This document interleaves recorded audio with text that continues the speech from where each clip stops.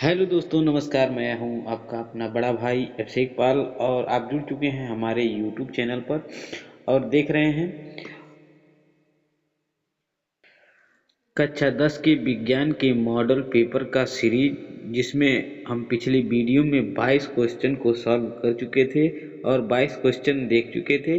और उसमें से अभी बहुत सारे क्वेश्चन जो छूट गए थे उसको हम अगले वीडियो में देख रहे हैं। ठीक है, तो आप ज़्यादा समय न लेते हुए हम सीधे प्रश्नों पर आते हैं। और अगर आपको वीडियो हमारी अच्छी लगती है तो अपने दोस्तों के साथ शेयर कर दीजिएगा, चैनल को सब्सक्राइब कर दीजिए ताकि इस प्रकार की वीडियो आपको प्रोवाइड होती रहे, आपको मिलती रहे। तो शुरू करते हैं। क्वेश्चन नंबर जो 23वां दिया गया है, जो प्रश्न संख्या 23 है। मेंडल का प्रयोग किया गया था। ऑप्शन ए मटर पर, ऑप्शन बी गेहूं पर, ऑप्शन सी मक्का पर और ऑप्शन डी चावल पर। तो प्यारे दोस्तों, प्यारे भाइयों, मेरे छोटे भाइयों, अगर आपने पढ़ा होगा अनुवांशिकता तो उसमें आप लोगों को बताया गया होगा कि मेंडल ने अपने सारे जो प्रयोग थे वो प्रयोग उन्होंने मटर के पौधे पर किया था। वे सारे जो प्रयोग थे मेंडल के वो मटर पर किए गए थे। तो बढ़ते हैं हम अगले क्वेश्चन की तरफ और देखते हैं नेक्स्ट क्वेश्चन क्या पूछ रहा है। कि क्वेश्चन नंबर 24 24वां, लंबाई का लक्षण है। लंबाई का जो लक्षण होता है दोस्तों वो क्या होता है? ऑप्शन ए अप्रभावी, ऑप्शन बी प्रभावी, ऑप्शन सी अस्थाई अस्थाई और ऑप्शन डी स्थिर। तो प्यारे साथियों, अगर हम बात करें इसमें तो ये आपका ऑप्शन हो जाएगा ऑप्शन बी प्रभावी। जो लंबाई का लक्षण होता है वो बताया गया मेंडल में कि जो लंबाई के लक्षण होते हैं वो प्रभावी होते हैं। जब छोटे पौधे का बीज और बड़े पौधे के बीज का क्रॉस कराया जाता है, जब छोटे पौधे और बड़े पौधे के बीच जब क्रॉस कराया जाता है तो उसमें जो बड़ा पौधा होता है उसका जो लंबाई वाला जीन होता है वो प्रभावी ढंग से असर दिखाता है, जिससे पौधे लंबे होते हैं। तो लंबाई का जो लक्षण होता है वो प्रभावी होता है। ठीक है, अब हम बढ़ते हैं नेक्स्ट क्वेश्चन की तरफ और देखते हैं सबसे अच्छा ईंधन है। सबसे अच्छा ईंधन क्या है? ऑप्शन ए कोयला, ऑप्शन बी लकड़ी, ऑप्शन सी सीएनजी और ऑप्शन डी पेट्रोल। तो मेरे प्यारे भाइयों, अगर इसमें हम आप देखते हैं कि इसमें सबसे स्वच्छ ईंधन का मतलब ये होता है कि जिससे प्रदूषण बहुत कम हो और आपको ऊर्जा जो है वो ज़्यादा मिल सके। तो यहाँ पर हम देखेंगे कि जो ऑप्शन सी आपका दिया गया है वो करेक्ट आंसर हो जाएगा, ऑप्शन सी सीएनजी। अब हम नेक्स्ट क्वेश्चन को देखते हैं और देखते हैं इसमें क्या होता है कि नेक्स्ट क्वेश्चन क्या पूछ रहा है हमारा। नेक्स्ट क्वेश्चन पूछ रहा है कि जैव अपघटनीय है। जैव अपघटनीय है, इसमें से क्या ऐसा है जो जैव के द्वारा अपघटनीय है? अपघटनीय का मतलब अगर हम देखें तो यानी कि जीवों के द्वारा अपघटित कर दिया जाता है। ऑप्शन ये दिया गया है प्लास्टिक, बी कांच, सी पत्ते और डी पॉलीथीन। तो यहाँ पर अगर बात करें प्लास्टिक की तो ये अपघटित नहीं होता है दोस्तों। कांच की भी बात करें अपघटित नहीं होगा, पॉलीथीन तो अपघटित नहीं होता है। सॉरी। तो यहाँ पर आपका ऑप्शन सी हो जाएगा पत्ते। जो पत्ते होते हैं वो अपघटित हो जाते हैं, अपघटनीय होते हैं। ठीक है, ये जीवों के द्वारा अपघटित कर दिए जाते हैं, सड़ा गला दिए जाते हैं, इसलिए ऑप्शन सी हो जाएगा। बढ़ते हैं नेक्स्ट क्वेश्चन की तरफ और देखते हैं अगला क्वेश्चन क्या कह रहा है। देखेंगे क्वेश्चन नंबर 27 जो आपका पूछ रहा है। 3R का अर्थ होता है, 3R जो दिए गए हैं, 3R का मतलब 3 बार R लिखना। ठीक है, 3R का अर्थ क्या होता है? इसका अर्थ होता है दोस्तों option A reduce, reuse, recycle, option B remove, replace, rebuild, option C reduce, repair, renew, option D reuse, replace, rebuild. तो मेरे प्यारे दोस्तों, मेरे प्यारे छोटे भाइयों, अगर हम बात करें 3R की तो इसका मतलब होता है reduce, reuse, recycle. Option A आपका हो जाएगा। रिड्यूस का मतलब क्या होता है कि कचरा कम करना।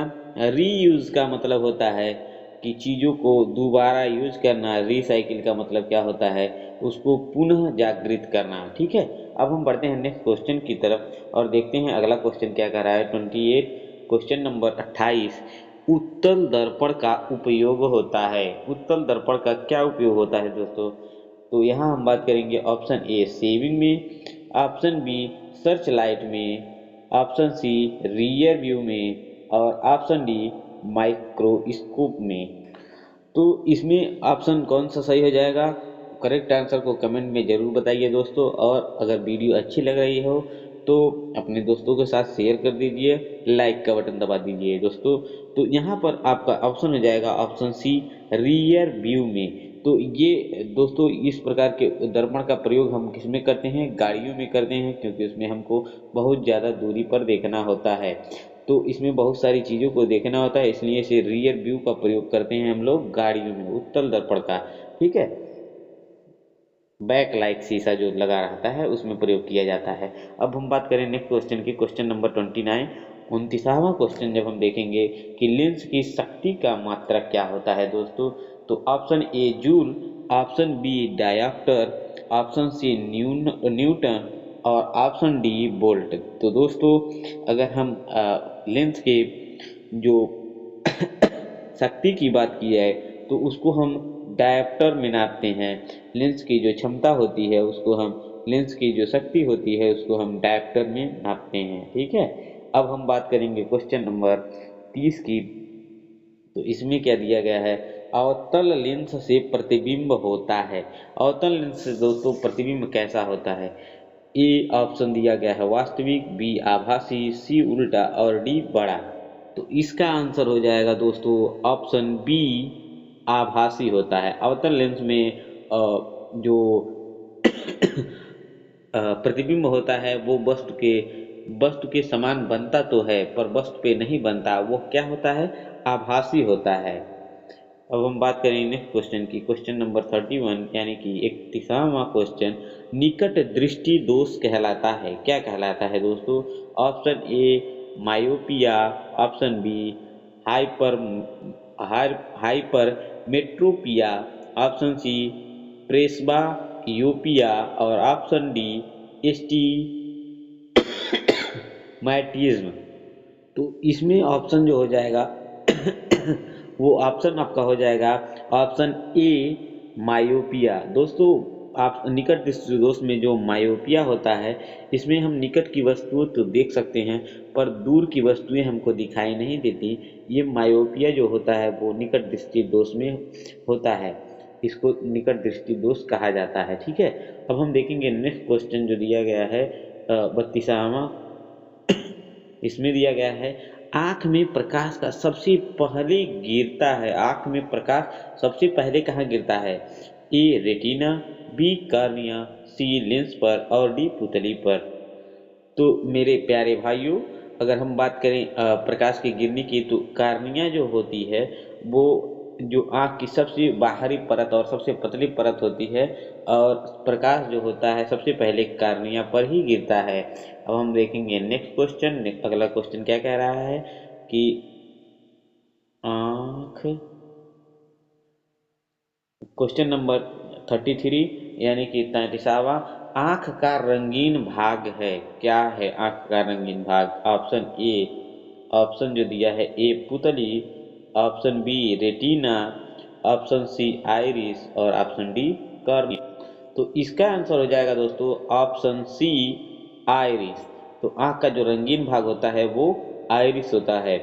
अब हम नेक्स्ट क्वेश्चन को देखते हैं, इसमें क्या पूछ रहा है? धारा का एसआई मात्रक है। धारा का एसआई मात्रक क्या होता है दोस्तों? इसको देखेंगे, ऑप्शन ई दिया गया है ए वोल्ट, बी एम्पियर, सी ओम और डी जो दिया है दोस्तों वो दिया है वाट। तो यहाँ पर हम देखेंगे धारा का जो एसआई मात्रक होता है वो होता है दोस्तों ऑप्शन बी एम्पियर। ठीक है, अब हम नेक्स्ट क्वेश्चन को देखते हैं, इसमें क्या पूछ रहा है। नेक्स्ट क्वेश्चन जो दिया गया है 35वां जो दिया गया है, ओम का नियम क्या है, ओम का नियम किसे कहते हैं और इसमें किस प्रकार से हम ऑप्शन ए दिया है V बराबर I R, option B I बराबर V R, option C R बराबर वी आई और ऑप्शन डी V बराबर I बटे R स्क्वायर। तो दोस्तों अगर हम बात करें ओम के नियम की, तो ओम का नियम कहता है ऑप्शन ए V बराबर आई आर। अगर हम बात करें नेक्स्ट क्वेश्चन की, क्वेश्चन नंबर 36, 36वां क्वेश्चन जो पूछ रहा है वो कह रहा है शक्ति का सूत्र है। दोस्तों शक्ति का क्या सूत्र होता है, हम ऑप्शन देखेंगे। ऑप्शन ए P बराबर वी आई और ऑप्शन बी P बराबर I R, option C P बराबर आई बाई आर और ऑप्शन डी जो दिया गया है P बराबर V बटे आर। तो इसमें से कौन सा ऑप्शन सही है उसको जल्दी से चुन करके आप कमेंट सेक्शन में बताइए दोस्तों, शक्ति का सूत्र क्या होता है। तो अगर हम बात करें शक्ति के सूत्र की, तो इस आपका ऑप्शन जो है वो ऑप्शन हो जाएगा ऑप्शन ए P बराबर वी आई। यहाँ पर P बराबर हो जाएगा पावर और V बराबर हो जाएगा वोल्टेज और I बराबर होता है धारा। ठीक है, तो इस प्रकार से ये शक्ति का सूत्र हो जाता है। अब हम नेक्स्ट क्वेश्चन को देखते हैं। नेक्स्ट क्वेश्चन में क्या पूछ रहा है कि विद्युत मोटर का सिद्धांत है ए फ्लेमिंग के दायां हाथ का नियम, बी फ्लेमिंग के बाएं हाथ का नियम, सी ओम का नियम, डी फैराडे का नियम। तो दोस्तों इसमें से आंसर आपका हो जाएगा विद्युत का मोटर का जो सिद्धांत होता है वो फ्लेमिंग के बाएं हाथ का नियम होता है। ठीक है, अब हम नेक्स्ट क्वेश्चन को अगर देखते हैं, इसमें क्या पूछ रहा है कि क्वेश्चन नंबर 38, विद्युत जनित्र में होता है, क्या होता है दोस्तों, ए कम्यूटेटर, बी एमीटर, सी आर्मेचर और डी सेट। तो दोस्तों अगर क्वेश्चन अच्छे लग रहे हो तो लाइक शेयर जरूर कीजिएगा। तो यहाँ अगर हम बात करें क्वेश्चन नंबर 38 की, तो इसका हो जाएगा आंसर ऑप्शन सी आर्मेचर। अब नेक्स्ट क्वेश्चन को देखते हैं, इसमें क्या पूछ रहा है कि चुंबकीय क्षेत्र की दिशा बताता है, चुंबकीय क्षेत्र की दिशा बताता है, क्या बताता है, ए मीटर, बी वोल्ट मीटर, सी कंपास और डी थर्मामीटर। तो दोस्तों आप में से शायद ही कोई ऐसा स्टूडेंट होगा, कोई ऐसा छात्र होगा जिसने अभी तक इस क्वेश्चन के आंसर को जान न लिया हो, पहचान न लिया हो और इसका जवाब उसके मन में आया न हो। अगर बात करें चुंबकीय क्षेत्र की दिशा बताता है, तो इसमें सबसे पहले आप लोगों के मन में आ जाना चाहिए कि कंपास। ठीक है, कंपास के द्वारा ही दिशा का ज्ञान किया जाता है, जो हमेशा क्या चुंबकीय क्षेत्र को ही दर्शाता है। ठीक है, अब हम बात करें अगले क्वेश्चन की। क्वेश्चन नंबर जो दिया गया है 40, नवनीकरण नवीकरणीय ऊर्जा स्रोत नवीकरणीय ऊर्जा स्रोत, ऑप्शन ए कोयला, option B petrol, option C सौर ऊर्जा और ऑप्शन डी गैस। तो सबसे पहले अगर हम बात करें नवीकरणीय क्या होता है दोस्तों, नवीकरणीय का मतलब यह होता है कि जो हमेशा उत्पन्न किया जा सकते, जिसका नव निर्माण हमेशा किया जा सके, जो खत्म न हो। तो इसमें से कोयला, पेट्रोल और गैस ये नवीकरणीय स्रोत में नहीं आएगा। और इसमें सौर ऊर्जा क्या है, ये खत्म होने वाली ऊर्जा नहीं है, इसलिए इसको नवीकरणीय ऊर्जा स्रोत कहते हैं। और अगर बात करें हम क्वेश्चन नंबर 41 की, तो इसमें क्या पूछ रहा है, पवन ऊर्जा का उपयोग होती है, पवन ऊर्जा की उपयोग होती है किसमें, पवन चक्की में, जनित्र में, मोटर में और ट्रांसफार्मर में। तो पवन ऊर्जा का उपयोग कहाँ होता है दोस्तों, पवन चक्की में होता है। कहाँ होता है, पवन चक्की में होता है। अब हम बात करेंगे नेक्स्ट क्वेश्चन, क्वेश्चन नंबर 42। तो इसमें क्या पूछ रहा है दोस्तों, यहाँ देखेंगे हम क्वेश्चन नंबर 42 में जैव गैस बनती है। जैव गैस किससे बनती है? ए कूड़े से, बी गोबर से, सी कोयले से और डी पेट्रोल से। तो जैव गैस बनाने के लिए दोस्तों किसका प्रयोग किया जाता है? गोबर से। गोबर से बनता है, जिसको गोबर गैस बोला जाता है, जिसको जैव गैस भी कहा जाता है। ठीक है, अब हम देखेंगे अगले क्वेश्चन को। क्वेश्चन नंबर 43वां जो दिया गया है, ओजोन परत में परत रक्षा करती है, किससे करती है हमारी रक्षा?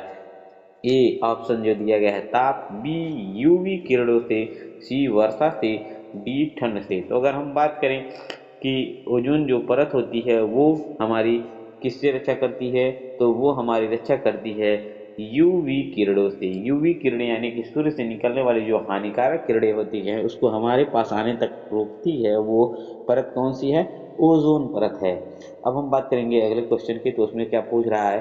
क्वेश्चन नंबर 44 दिया है, सबसे अधिक प्रदूषण होता है। सबसे अधिक प्रदूषण किससे होता है? ऑप्शन ए जल में, ऑप्शन बी वायु में, ऑप्शन सी भूमि में और ऑप्शन डी ध्वनि में।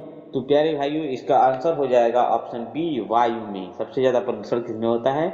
वायु में। अब देखेंगे नेक्स्ट क्वेश्चन, क्वेश्चन नंबर 45, हरित गृह प्रभाव का कारण है। हरित गृह प्रभाव का क्या कारण है? O2 है, CO2 है, N2 है या H2 है? तो मेरे भाइयों, हरित गृह में CO2 का प्रयोग किया जाता है, जो क्या करती है? गैसों को रोक देती है, बाहर नहीं जाने देती, जिससे धरती क्या होती है? गर्म होती है, गर्म रखता है धरती को। तो इसमें CO2 गैस, ठीक है, CO2 कार्बन डाइऑक्साइड। अब हम बात करेंगे क्वेश्चन नंबर 46 की। इसमें पूछ रहा है खाद्य श्रृंखला की शुरुआत होती है। खाद्य श्रृंखला की शुरुआत कहाँ से होती है दोस्तों? पहला उपभोक्ता से, बी उत्पादक से, सी अपघटक से और डी मांसाहारी से। तो मेरे प्यारे दोस्तों, प्यारे भाइयों, छोटे भाइयों, अगर हम बात करें खाद्य श्रृंखला की शुरुआत की, तो शुरुआत में हमेशा आप देखेंगे उत्पादक होता है, जो क्या करता है? भोजन को बनाता है। तो अपना भोजन स्वयं कौन बना लेते हैं? पौधे बना लेते हैं। तो उत्पादक की श्रेणी में किसको रखा जाएगा? पौधों को उत्पादक की श्रेणी में रखा जाता है। यहाँ पर ऑप्शन आपको जो दिया गया है ऑप्शन बी उत्पाद से। अब हम देखते हैं इसमें नेक्स्ट क्वेश्चन जो दिया गया है, क्वेश्चन नंबर 47, जो शाकाहारी होते हैं, शाकाहारी होते हैं, इसमें से ऑप्शन ए उत्पादक, ऑप्शन बी प्राथमिक उपभोक्ता, ऑप्शन सी द्वितीयक उपभोक्ता और डी अपघटक। तो दोस्तों यहाँ पर आपका ऑप्शन हो जाएगा ऑप्शन बी प्राथमिक उपभोक्ता। जितने भी होते हैं, जो पहले उपभोक्ता होते हैं, वो उत्पादक पर निर्भर करते हैं। तो उत्पादक जो होते हैं वो पेड़ पौधे होते हैं, तो उनको जो खाता है वो प्रथम उपभोक्ता में जाता है। तो प्रथम उपभोक्ता में शाकाहारी जीव आते हैं। ठीक है, अगर हम बात करें नेक्स्ट क्वेश्चन की, उसमें पूछ रहा है कि ऊर्जा का सबसे बड़ा स्रोत क्या है? ऑप्शन ए कोयला, ऑप्शन बी सूर्य, ऑप्शन सी गैस और ऑप्शन डी जल। तो ये बहुत ही आसान क्वेश्चन बन गया है कि ऊर्जा का सबसे बड़ा स्रोत, वो तो सभी बच्चों को शायद पता होगा कि ऊर्जा का सबसे बड़ा जो स्रोत होता है वो आपका सूर्य होता है। ठीक है, ऑप्शन बी जो है वो है इसका सही आंसर। और अगर हम बात करें क्वेश्चन नंबर 49 की, नवीकरणीय संसाधन है। तो दोस्तों क्वेश्चन को सही से समझिएगा। नवीकरणीय संसाधन है ऑप्शन ए पेट्रोल, बी कोयला, सी जल और डी गैस। इसमें से क्या है जो दोबारा से बनता है? तो दोस्तों इसमें ऑप्शन हो जाएगा ऑप्शन सी जल।